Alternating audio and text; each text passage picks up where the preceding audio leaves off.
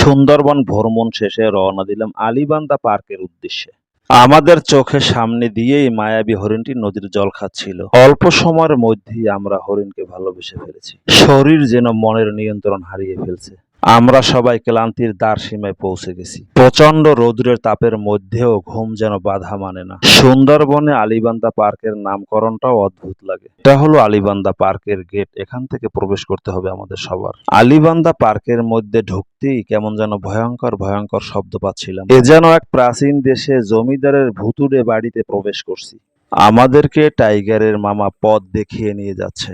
Gate থেকে ঢোকার সময় আমাদেরকে বলে দিয়েছিল যে এখানে প্রচুর পরিমাণে সাপ আছে। অবশ্যই আপনারা দেখে শুনে নিচের দিকে তাকিয়ে পথ চলবেন। আলীবান্ধা পার্কের গল্পটা একটু ভিন্ন রকম। এখানে কোনো ধরনের ভিডিও অথবা ছবি তোলা নিষেধ। তাই আমাদের সকলের মোবাইল এবং ক্যামেরা গেটে জমা দিয়ে আসতে হয়েছিল। এই পার্কে ঢুকলেই আপনার মনে হবে আপনি এই দেশে বসবাস করেন না। এখন ভিসা প্রসেসিং আরো সহজ। আপনাদের হাতের কাছেই আরএনএস ওভারসিজ প্রাইভেট লিমিটেড। এখানে সকল দেশের ভিসা প্রসেসিং সহ সুলভ মূল্যে বিমান টিকিট পাওয়া যায়। আপনাদের জন্য আরো থাকছে কম খরচে ওমরা প্যাকেজ। যোগাযোগ ঢাকা চায়নাটাউন 10ম তলা। এত সুন্দর একটা জায়গা আমার দেশে আছে আমি সেটা কল্পনাও করতে পারিনি। আমরা যেখান থেকে হেঁটে যাচ্ছি এখানে কিন্তু কোনো রোড না। সুন্দরবনের বুক চিরে এই ব্রিজটা করা হয়েছে। ব্রিজের উচ্চতা 10 থেকে 12 ফুট আনুমানিক। এখানকার লোকের কাছে আমি জিজ্ঞেস করছিলাম লম্বায় কত হতে পারে। তাদের কথা অনুযায়ী পারফেক্ট 2.5 কিলোমিটার লম্বা এই সেতুটি। এই পার্কের সম্পূর্ণ কাজ শেষ হইতে সময় লাগবে 5 বছর। 2.5 বছর কাজ চলার পরে এখনো কাজ চলমান রয়েছে।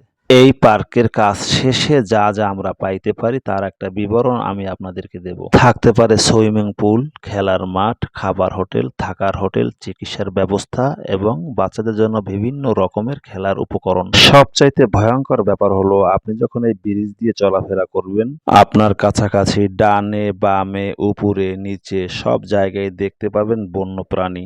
ওদেরকে যদি আপনি কিছু না বলেন ওরাও আপনাকে কিছু বলবে না। আমাদের হাতে একেবারেই সময় শেষ। সূর্যটা কিছুক্ষণের মধ্যেই ডুবে যাবে। আমরা দ্রুত গতিতে উঠে পড়লাম আমাদের নৌযানে। এই সুন্দরবন যেন সৃষ্টিকর্তা আমাদেরকে অশেষ মেহেরবানিতে উপহার দিয়েছে। সূর্য ডোবার যে ভালো লাগাটা সবাই ভাগ করে নিচ্ছে। পড়ন্ত বিকেলে এই সময়টাই আপনি সুন্দরবনের দৃশ্য যা দেখবেন আপনার কাছে সবই ভালো লাগবে। পাখ পাখালির কিচির মিচির ডাকে ওরা যেন বলে দিতে চায় সন্ধ্যা ঘনিয়ে আসছে আমরা আবার বাসায় ফিরে যাই।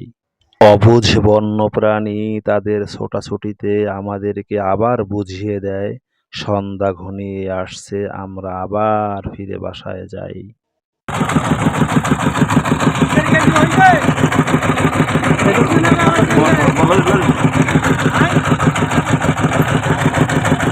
বিক্রি করবেন ও ভাই।